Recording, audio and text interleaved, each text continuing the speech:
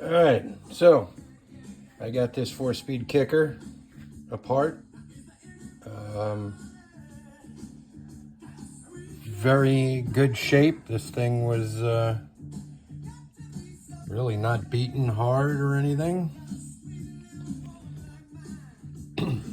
Gears are in perfect condition.